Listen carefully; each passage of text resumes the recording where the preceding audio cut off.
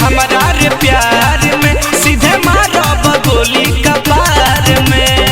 ऐसे काहे बोलेला हो? सीधे मारब गोली कपार में।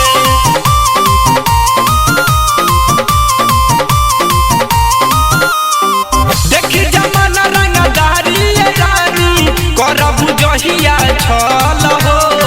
तोहरो ले बड़ू तो हवे बाहुबली। अच्छा जनत न बड़ो बाहुबल हो।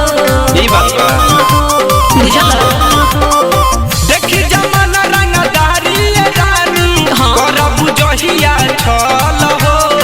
तोहरो ले बड़ू तो हवे बाहुबली। जनत न बड़ो बाहुबल हो। हम तोहरा के दर्द खास दे हमरे धस मुहवे में बड़हन बस दे हमरे। हम देखब घर तलवार में जहिया आ जाएम जानू बिहार में सीधे मारब गोली कपार में। अच्छा पहले ते हमारा रे प्यार में सीधे मारब गोली कपार में।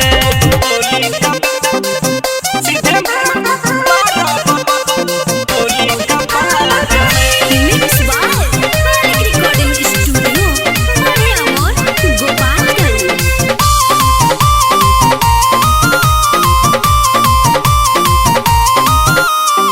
हमहु देखबे हो करे जा सामने कौन आई हो।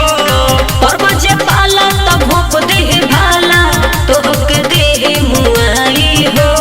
ओइसन बात बा का हो। होश में रहतनी हमहु देखबे हो करे जा सामने कौन आई हो।